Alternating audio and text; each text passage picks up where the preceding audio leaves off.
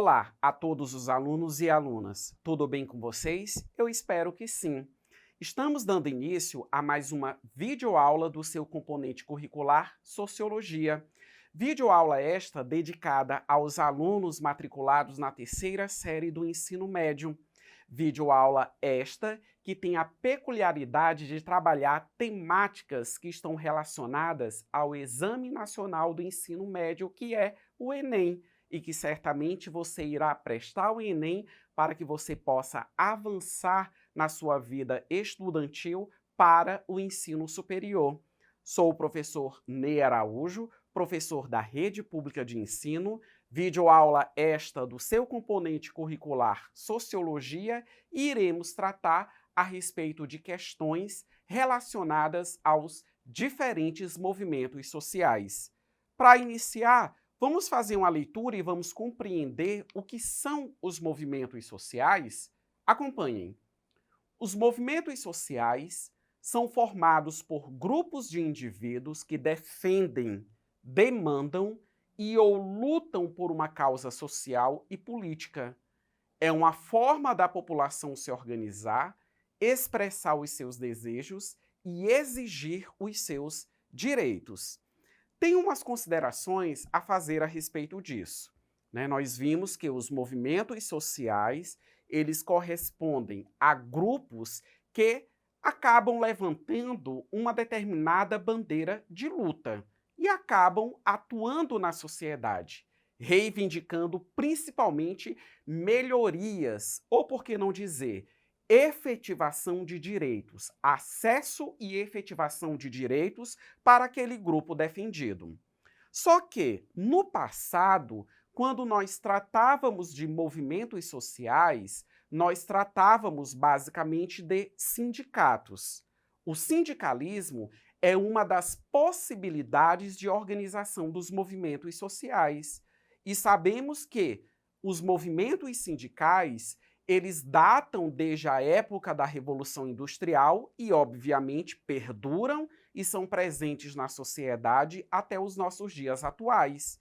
O movimento sindical, ele tem como finalidade atuar na garantia dos direitos dos trabalhadores, a partir do momento em que esses são ameaçados ou encontram-se em absoluta desvantagem no que diz respeito às relações de trabalho, que muitas das vezes podem gerar a desvalorização salarial e ainda a precarização das condições em que esses trabalhadores estão inseridos para a realização das suas atividades.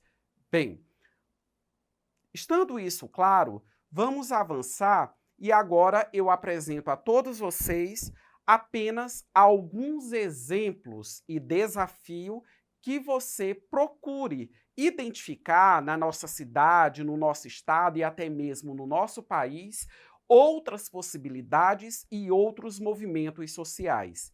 Percebam que essa lista de movimentos sociais que eu estou exemplificando a todos vocês trazem bandeiras de luta, representam, digamos assim, necessidades que são presentes no contexto social. Ou seja, elas acabam se reportando a temáticas de pertinência social. Nós temos o movimento feminista, temos o movimento negro, o movimento estudantil, o movimento ambientalista e o movimento LGBTQIA+, como exemplos, né? Então, podemos perceber que os movimentos sociais, eles podem e eles devem ter pautas e devem refletir representações de segmentos completamente diferenciados na sociedade.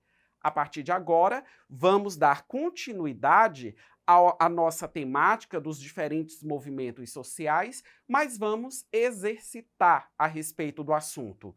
Questão na tela e acompanhem a leitura junto comigo.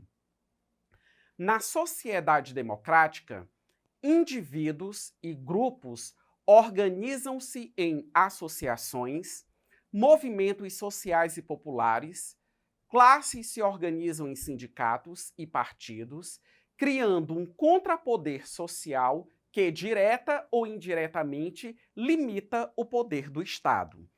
Marilena Chaui, da obra Convite à Filosofia.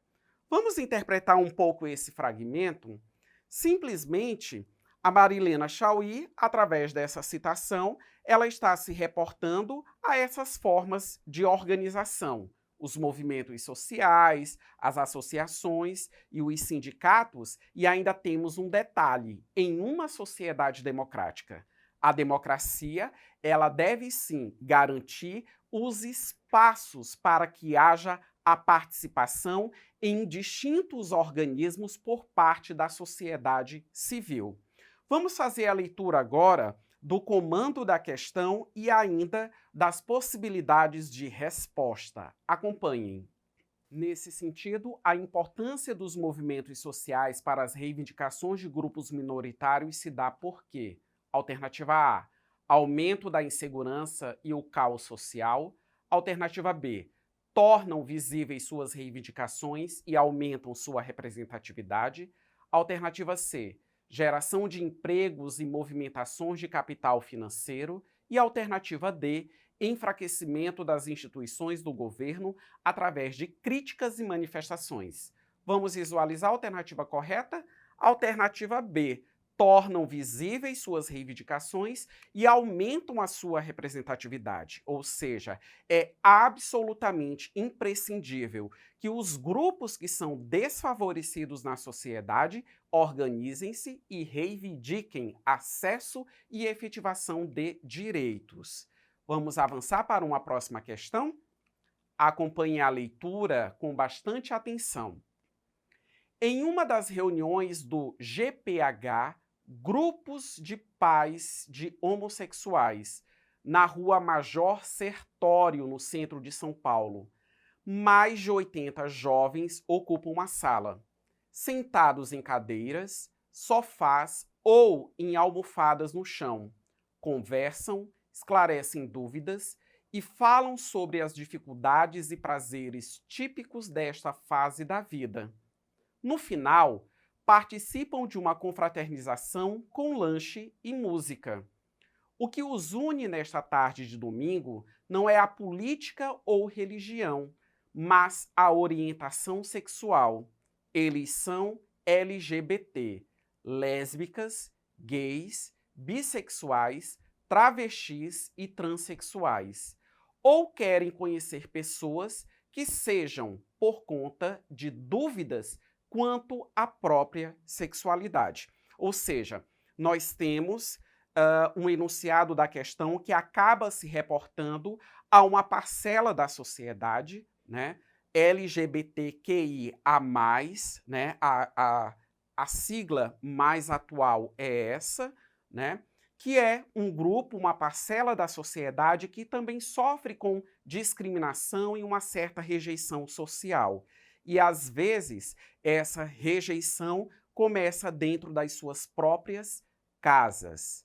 Com base nisso, vamos fazer a leitura do enunciado da questão? Tendo em conta as formas de incompreensão e intolerância que ainda marcam certas visões sobre o tema da diversidade sexual, o que embasa a criação de movimentos sociais como o GPH e de outros grupos LGBT com o mesmo perfil? Alternativa A, a liberalidade frequente dos pais de homossexuais. B, as normas legais que amparam os homossexuais. C, a participação político-partidária dos grupos LGBT. E a alternativa D, a necessidade de superar o medo e a discriminação. Com base nas considerações, a alternativa correta está expressa na alternativa D, a necessidade de superar o medo e a discriminação. Muitas das vezes é necessário que esses movimentos, claro, de uma forma ética, de uma forma respeitosa, precisam delimitar, precisam marcar o seu território, precisam evidenciar à sociedade que ali estão presentes e que necessitam ser respeitados. Por isso que muitas das vezes, não só os LGBTQIA+, mas também os movimentos que acabam contemplando negros, mulheres, indígenas e dentre outros que eu poderia aqui mencionar como exemplos, precisam muitas das vezes enfrentar as concepções que são tradicionais e previamente estabelecidas na sociedade e que são resistentes ao reconhecimento da diversidade que caracteriza o atual contexto social. Prezados alunos e alunas, finalizo essa videoaula. Um forte abraço e acesse a plataforma eduque.ac.